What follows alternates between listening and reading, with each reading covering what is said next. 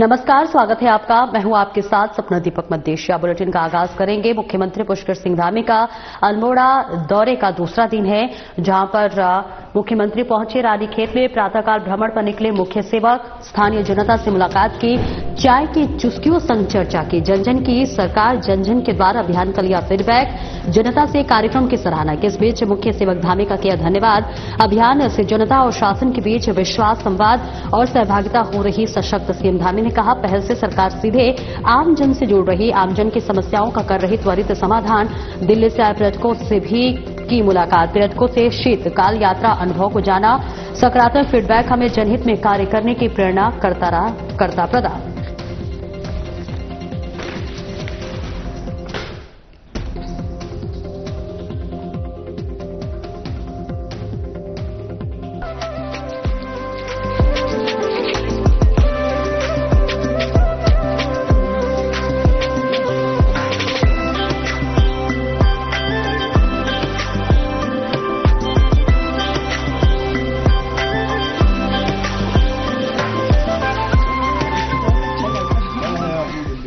से आ रहे थे हम जिम पर बैठे थे ऊपर और रास्ते आए, बहुत अच्छा लगा। हम तो रात को यही पता चला कि आप आ रहे हैं तो यही रुक गए।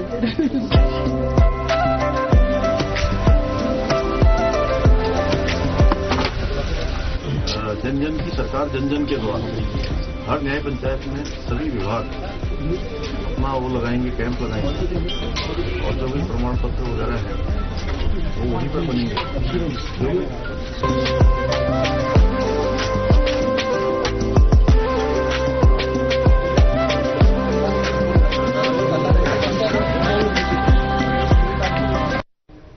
और आगे बढ़ेंगे, जहां कृषि मंत्री गणेश जोशी ने कैंप कार्यालय में 29 दिसंबर को जनपद चमोली के गौचर में प्रस्तावित किसान सम्मेलन की तैयारियों को लेकर विभागीय अधिकारियों के साथ समीक्षा बैठक की। बैठक के दौरान कृषि मंत्री गणेश जोशी ने अधिकारियों को जय जवान जय किसान थीम पर आयोजित होने वाले किसान सम्मेलन की सभी आवश्यक व्यवस्थाएं समयबद्ध और सुचारू रूप से पूर्ण करने के निर्देश दिए। उन्होंने कहा कि यह सम्मेलन किसानों के हित में एक महत्वपूर्ण मंच होगा, जहां कृषकों से सीधा संवाद किया जाएगा। सम्मेलन को प्रदेश के 95 विकास खंडों में लाइव प्रसारण भी किया जाएगा। कृषि मंत्री ने कहा कि सम्मेलन में स्थानीय उत्पादों के स्टॉल लगाए जाएंगे, कृषकों से संवाद, एग्री स्टार्टअप्स को मंच प्रदान किया जाएगा, तो वहीं साथ ही उत्कृष्ट कार्य करने वाले कृषकों को सम्मानित किया जाएगा। उन्होंने अधिकारियों को किसानों की सहभागिता सुनिश्चित करने के साथ साथ आयोजन को सुव्यवस्थित और प्रभावी बनाने के निर्देश दिए। कृषि मंत्री गणेश जोशी ने कहा कि किसान सम्मेलन का शुभारंभ केंद्रीय कृषि मंत्री शिवराज सिंह चौहान और सीएम पुष्कर सिंह धामी की गरिमामयी उपस्थिति में होगा, जिससे किसानों को योजनाओं एवं नवाचारों की जानकारी प्राप्त होगी।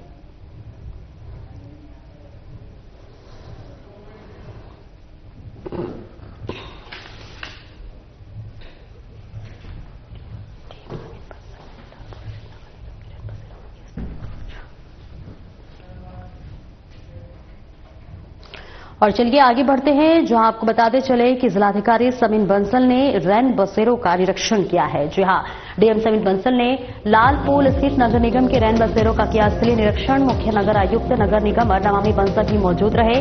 रैन बसेरा में उपलब्ध मूलभूत सुविधाओं का जायजा लिया। रैन बसेरे में प्रतिदिन ठहरने वाले निराश्रित व्यक्तियों के लिए जानकारी। प्रतिदिन 15 से 19 निराश्रित लोग रात की रैन बसेरे में करते हैं विश्राम। नगर निगम को दिए सख्त निर्देश। रैन बसेरों में शौचालय, पेयजल, बिस्तर सहित अन्य आवश्यक मूलभूत सुविधाएं उपलब्ध रहे। रैन बसेरा परिसर में रहने वाले व्यक्तियों को मिले स्वच्छ वातावरण, साफ सफाई व्यवस्था में किसी प्रकार की न हो लापरवाही। निराश्रित और बेसहारा व्यक्तियों को रैन बसेरों में सुरक्षित रूप से ठहराए। शहर के चिन्हित सार्वजनिक स्थलों पर अलाव की करे व्यवस्था। शीतकाल में निराश्रितों की सुरक्षा और सुविधा प्रशासन की प्राथमिकता। डीएम समीन बंसल ने कहा, सभी विभाग आपसी समन्वय से साथ कार्य करें।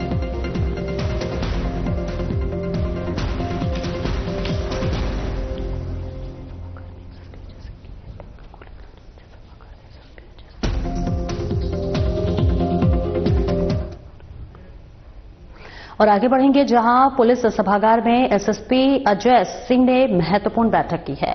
जहां आपको बताते चले, पुलिस लाइन स्थित सभागार में एसएसपी अजय सिंह की बैठक, जनपद के समस्त राजपत्रित अधिकारियों के साथ बैठक की। थाना प्रभारियों ने वीडियो कॉन्फ्रेंसिंग के माध्यम से वीडियो में प्रतिभाग किया, माफ कीजिएगा बैठक में प्रतिभाग किया। और इस बीच बता दें कि पुलिस मुख्यालय के निर्देशों क्रिसमस और नववर्ष की तैयारियों की समीक्षा की। एसएसपी के अधिकारियों को निर्देश पर्यटकों के आवागमन को लेकर यातायात डायवर्जन प्लान तैयार करें, इसके साथ आम जनमानस की सुविधाओं का ख्याल रखें। अपने अपने क्षेत्रों में व्यापक स्तर पर चलाए चेकिंग अभियान, संदिग्धों का करें सत्यापन, मादक पदार्थों की तस्करी में लिप्त तस्करों को चिन्हित करें, तस्करों के खिलाफ करें कठोर कार्रवाई, तस्करों की अवैध रूप से अर्जित की गई संपत्तियों को जब्त करें, अवैध अतिक्रमण को चिन्हित कर करें कार्रवाई, फरार आरोपियों की जल्द करें गिरफ्तारी, लंबे समय से फरार चल रहे आरोपियों की संपत्ति की करें कुर्की।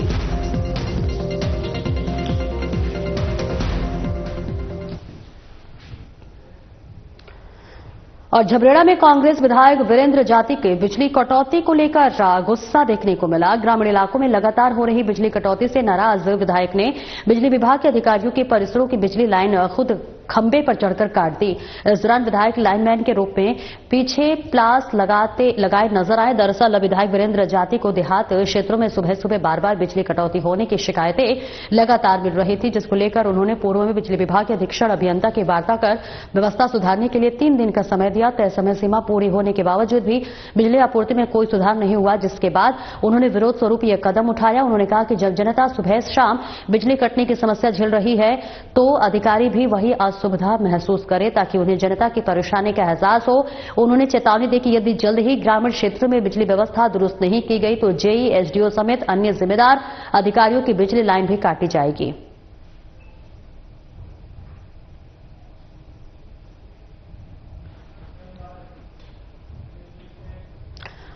और जिला कलेक्टर स्थित सभागार में डीएम नीतिका खंडेलवाल की अध्यक्षता में जनपदीय सड़क सुरक्षा समिति की मासिक बैठक हुई। बैठक में सड़क सुरक्षा से संबंधित विभिन्न मुद्दों पर विचार विमर्श किया, साथ ही दुर्घटनाओं को कम करने के लिए तत्काल और लंबी अवधि के उपायों पर जोर दिया। तो वही बैठक के दौरान डीएम ने देवप्रयाग क्षेत्र में हुई अत्यधिक सड़क दुर्घटनाओं के मद्देनजर स्थानीय थाने को तत्काल जांच के आदेश दिए। उन्होंने सभी संबंधित विभागों, पुलिस, लोक निर्माण विभाग, एनएच और अन्य को संयुक्त सर्वेक्षण करके सड़क मार्गों पर ब्लैक स्पॉट्स की पहचान करने के निर्देश दिए। इसके साथ डीएम ने स्पष्ट किया कि जहां क्रैश बैरियर्स की चोरी या क्षति की संभावना हो वहां तुरंत पुलिस प्रशासन को सूचित किया जाए। उन्होंने सड़कों पर यातायात संकेतक को स्पष्ट और दृश्यमान रखने के लिए आदेश दिए। सभी जनपद स्तरीय मजिस्ट्रियल जांचों की प्रगति पर विस्तृत जानकारी ली। डीएम नीतिका खंडेलवाल ने सभी संबंधित विभागों को दुर्घटना रोकथाम के लिए समन्वित एवं निरंतर प्रयास जारी रखने के निर्देश दिए। उन्होंने जनता से अपील की कि वे नियमों का पालन करें, सुरक्षित गति से वाहन चलाएं।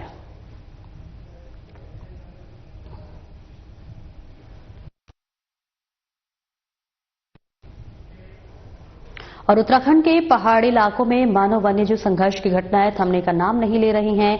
ताजा मामला चमोली जिले के मुख्यालय गोपेश्वर का है, जहां पर सुबह स्कूल जा रही छात्राओं पर एक भालू ने अचानक हमला कर दिया। इस हमले में एक छात्रा बाल बची, जबकि अन्य छात्रा भालू से बचने के प्रयास से भागते समय गिरकर चोटिल हो गई। घटना के तुरंत गांव बाद स्थानीय लोगों और स्कूल प्रशासन की मदद से दोनों छात्राओं को तत्काल जिला अस्पताल गोपेश्वर ले जाया गया। अस्पताल प्रशासन ने दोनों छात्राओं की हालत फिलहाल स्थिर बताई है। भालू के हमले के स्थानीय निवासियों और अभिभावकों में भारी डर और रोष है। लोगों का कहना है कि रिहायशी इलाकों में जंगली जानवरों की दस्तक से बच्चों का घर से निकलना मुश्किल हो गया है। ग्रामीणों ने वन विभाग से क्षेत्र में गश्त बढ़ाने और आदमखोर होते जानवरों से सुरक्षा दिलाने की मांग की है।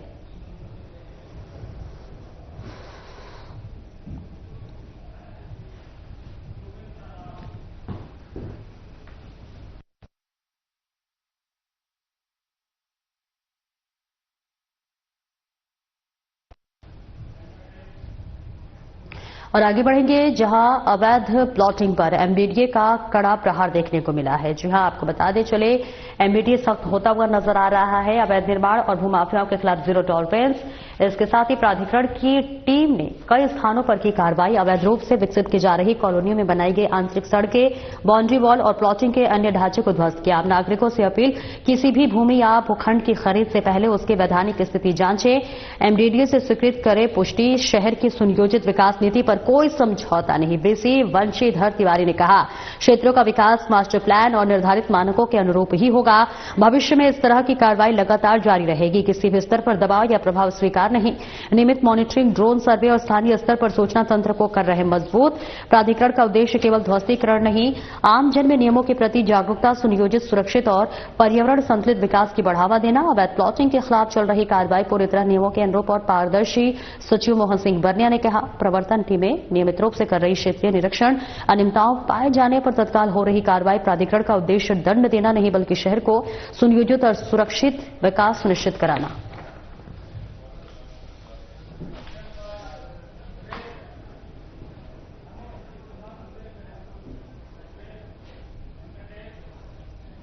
और एक छोटे से ब्रेक के लिए रोकेंगे, जल्द लौटते हैं।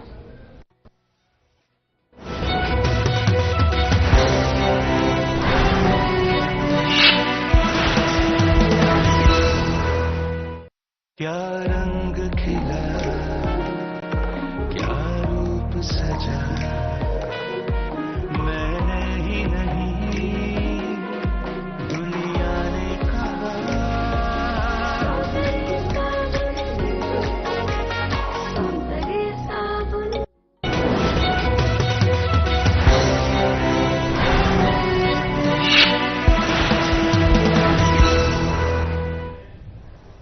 अब ब्रेक के बाद एक बार फिर से स्वागत है आपका। खबरों में आगे बढ़ेंगे। सरोवर नगरी नैनीताल में विंटर कार्निवल का शानदार आगाज हो गया है। ठंड के बीच पर्यटकों और स्थानीय निवासियों के उत्साह ने शहर के माहौल को खुशनुमा बना दिया है। कार्निवल के पहले दिन साहसिक पर्यटन को बढ़ावा देने के उद्देश्य से ट्रैकिंग अभियान का आयोजन किया गया। जिला पर्यटन विकास विभाग की ओर से आयोजित इस कार्निवल की पहली गतिविधि के रूप में टांकी बैंड से चाइना पीक तक की ट्रैकिंग कराई गई है, जिसमें 30 से अधिक युवाओं ने प्रतिभाग किया। ट्रैकिंग के साथ युवाओं को बर्ड वॉचिंग की भी जानकारी दी गई। जिला पर्यटन विकास अधिकारी अतुल भंडारी ने बताया कि बर्ड वॉचिंग और ट्रैकिंग के साथ ही क्लिनिक ड्राइव का भी आयोजन किया गया है। साथ ही बर्ड वॉचिंग के एक्सपर्ट जगजीवन धामी ने युवाओं को नैना बर्ड सेंचुरी की जानकारी दी है। अपर जिलाधिकारी विवेक रॉय ने बताया कि पर्यटन विभाग की ओर से चाइना पीक तक ट्रैक आयोजित किया गया है। वहीं 26 दिसंबर को बिरला चुंगी से कैची धाम तक ट्रैकिंग का आयोजन किया जाएगा। उस ट्रैक से पहले यह एक छोटे से ट्रैक की तैयारी है, जिसमें 30 से अधिक युवा जुड़े रहे हैं।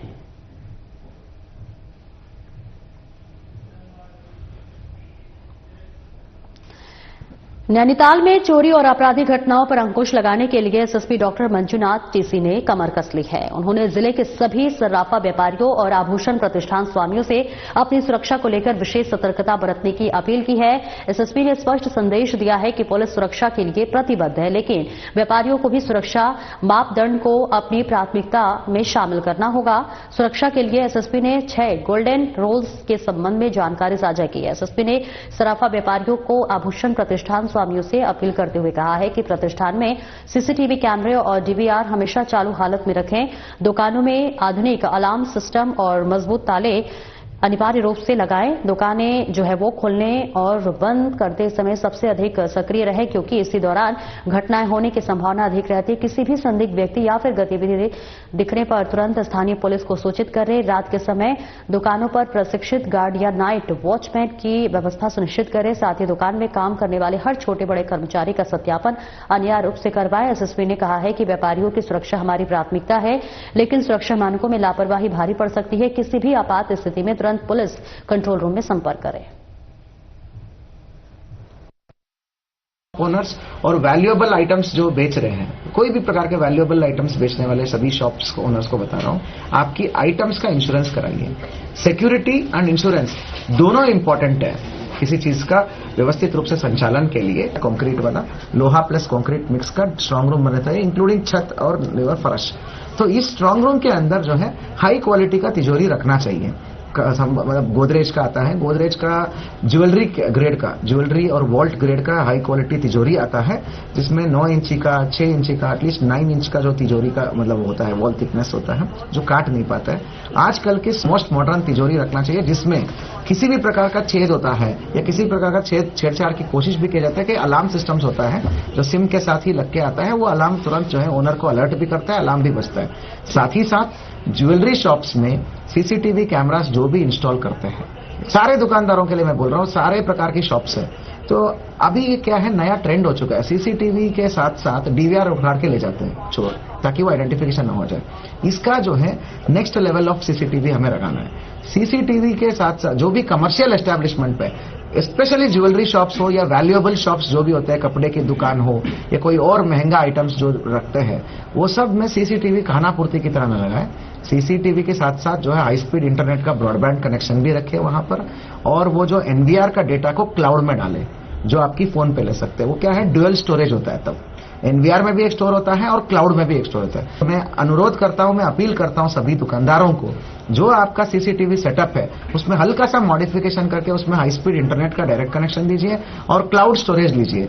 उससे क्या होता है, अगर वो कोई भी चोर डीवीआर को भी उखाड़ के ले जाता है तो क्लाउड पर आपका डेटा इंटैक्ट रहता है और उससे हम तुरंत रिट्रीव कर सकते हैं। बेसिकली जो दुकान के परिसर से बाहर जाके जो पब्लिक स्पेस है, वहां पर जो कोई खंबा हो या कुछ भी हो, वहां पर दोनों ओर फेस करते हुए कैमरास जब तक आप नहीं लगाएंगे, इस प्रकार की वारदात को अंजाम देने वाले जो है डरेंगे नहीं।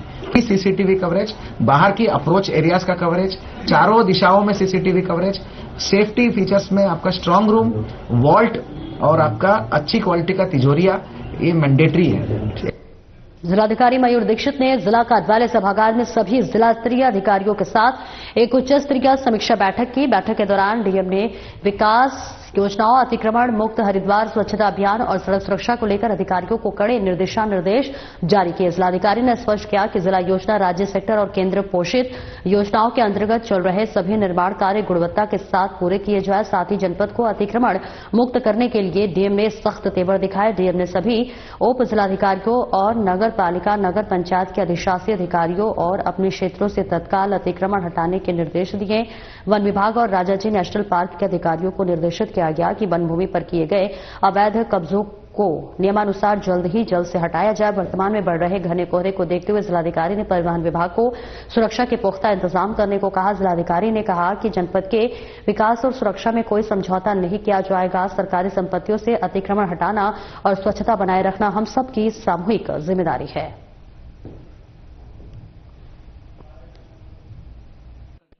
अभियान हमारा निरंतर जारी है और आज भी इसका रिव्यू किया गया है। इसके लिए कंट्रोल रूम भी स्थापित किया गया है, जहां पे कोई भी नागरिक अगर उसको कहीं आसपास कहीं गंदगी मिलती है या सफाई व्यवस्था में और उसको बेहतर करने का कोई सुझाव है तो उस नंबर पे नोट करा सकता है, जिस पर हम उसी दिन एक्शन भी लेंगे।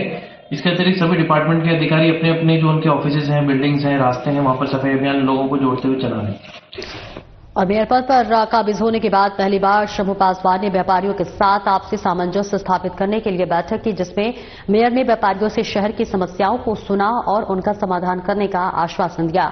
रेलवे रोड स्थित एक होटल में आयोजित हुई बैठक में व्यापार मंडल के अध्यक्ष ललित मोहन मिश्रा ने सड़कों पर घूम रहे आवारा गोवंश नाली से आगे हो रहे अतिक्रमण पर कार्रवाई करने की मांग की।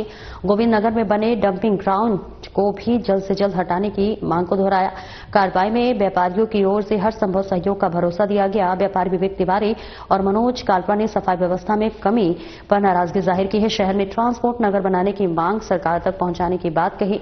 व्यापारी विनोद कोठारी ने हवा में झूलती बिजली की तारों को अंडरग्राउंड करने और बाजार खुलने से पहले नालियों को साफ सफाई करने की मांग की है। नवल कपूर ने त्रिवेणी घाट की सफाई व्यवस्था को दुरुस्त करने और आस्था पथ पर सामाजिक तत्वों पर नकेल कसने के लिए पुलिस के सहयोग से पिकेट स्थापित करने की मांग की है। सबसे आखिरी में व्यापार मंडल के महामंत्री प्रतीक कालिया ने सभी मांगों को जल्द से जल्द पूरा करने के लिए मेयर शंभू पासवान से निवेदन किया। मेयर ने समस्याओं के संबंध में जल्द ही संबंधित विभागों के साथ बैठक कर समाधान करने का आश्वासन दिया है।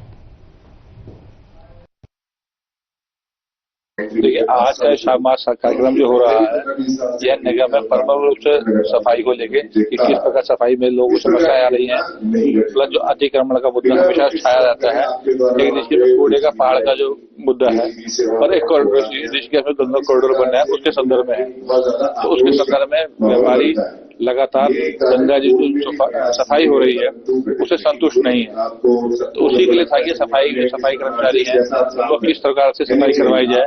इस समस्या ऋषिकेश में जो गंदगी दिखती है, आप लोग जैसे त्रिवेणी घाट पर जाते गंदगी दिखती है, ये गंदगी पूरे शहर में ही, त्रिवेणी घाट ही नहीं पूरे शहर में। के साथ जो आज संवाद का कार्यक्रम व्यापार मंडल के द्वारा रखा गया है, ये कहीं ना कहीं एक संवाद जो बीच में छूट गया था, जो कि बीच में प्रशासक बैठ गए थे नगर निगम में, फिर चुनाव हुए, उसके बाद निरंतर एक प्रयास रहा कि एक संवाद बैठाया जाए व्यापारियों के और नगर निगम के बीच में, वो नहीं हो पाया। उसकी आज एक नई शुरुआत करी है हमने इस नए कार्यकाल में और मुझे लगता है कि एक सकारात्मक दिशा की तरफ जा रहा है। यहाँ पे हमारे व्यापारी भाइयों के द्वारा कई सारे सुझाव रखे गए हैं और उस पे महापौर और सहायक नगर आयुक्त दोनों के द्वारा बड़ा सकारात्मक एक रिएक्शन दिया गया है। और राजधानी में आम जनमानस की सुरक्षा सुनिश्चित करने और संदिग्ध गतिविधियों पर लगाम लगाने के लिए एसएसपी अजय सिंह ने सख्त रुख अपनाया है। एसएसपी ने निर्देशानुसार जनपद के सभी थाना क्षेत्रों में एक साथ बृहद स्तर पर आकस्मिक चेकिंग अभियान चलाया। सुबह से ही जनपद के नगर और देहात क्षेत्रों के सभी सीमावर्ती चेक पोस्टों, आंतरिक मार्गों, बस स्टेशनों और भीड़भाड़ वाले बाजारों में पुलिस टीमों ने डेरा डाल दिया है। संबंधित क्षेत्राधिकारी के नेतृत्व में पुलिस की अलग अलग टीमों ने जनपद में प्रवेश करने वाले हर वाहन और व्यक्ति की सघन तलाशी ली। विशेष रूप से सार्वजनिक परिवहन और बस स्टेशनों पर यात्रियों के सामान और पहचान पत्रों की जांच की गई। अभियान के दौरान पुलिस ने मुस्तैदी दिखाते हुए लगभग 2175 वाहनों को रोककर उनकी बारीकी से चेकिंग की। इस दौरान संदिग्ध रूप से घूम रहे 6205 व्यक्तियों से पूछताछ की और उनके सत्यापन के लिए आवश्यक डेटा जुटाया। चेकिंग के दौरान यातायात नियमों का उल्लंघन करने वाले चालकों को भी बख्शा नहीं जाएगा और उनके खिलाफ एमवी एक्ट के तहत चालान और वैधानिक कार्रवाई की। एसएसपी अजय सिंह ने बताया कि नियमित चेकिंग के अतिरिक्त समय समय पर इसी प्रकार के आकस्मिक और बृहद चेकिंग अभियान भविष्य में भी जारी रहेंगे। उन्होंने सभी अधीनस्थों को निर्देशित किया कि संदिग्धों के सत्यापन में किसी भी प्रकार की लापरवाही न बरती जाए।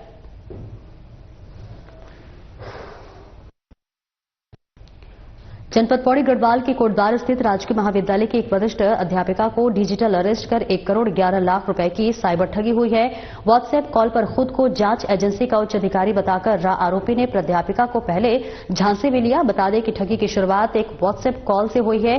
कॉल करने वाले व्यक्ति ने खुद को एक प्रतिष्ठित जांच एजेंसी का उच्च अधिकारी बताया। उसने अध्यापिका को डराते हुए कहा कि उनके खिलाफ गंभीर वित्तीय अनियमितताओं और संदिग्ध गतिविधियों के सबूत मिले हैं। इसके कारण उन्हें गिरफ्तार किया जा सकता है। पीड़िता का वीडियो कॉल पर घंटों तक बंधक बनाए रखा गया और कैमरा बंद न करने की सख्त हिदायत दी गई। जांच के नाम पर प्राध्यापिका को डरा धमकाकर अलग अलग किश्तों में 1 करोड़ 11 लाख रुपए अपने खातों में ट्रांसफर करवा लिए। पुलिस ने इस मामले की जांच शुरू कर दी और साइबर सेल सक्रिय हो गया है। तो वही प्रशासन ने लोगों से अपील की है और इस बीच जांच एजेंसी व्हाट्सएप कॉल पर गिरफ्तारी की जांच की गई है और ये तस्वीरें भी आपको दिखाएंगे जहां पर डिजिटल अरेस्ट जैसा कोई भी कानूनी प्रावधान नहीं है। ये केवल ठगने का एक तरीका है। किसी भी संदिग्ध कॉल आने पर तुरंत 1930 पर कॉल करें या नजदीकी साइबर थाने में रिपोर्ट दर्ज कराएं। तो कोटद्वार से तस्वीरें दिखा रहे थे जहां महाविद्यालय की प्राध्यापिका डिजिटल अरेस्ट हुई है और देखिए किस तरह से धमकी दी जा रही थी। पीड़िता को देखिए वीडियो के लिए भी बताया जा रहा था कि तब तक उसे बंद न किया जाए और इसके साथ ही लगातार वो तस्वीरें जो आपको दिखा रहे थे वो थी जिस पर लगातार साइबर अपराधियों को भी अलर्ट लगातार किया जाता है। फिलहाल इस बुलेटिन में इतना ही। नमस्कार।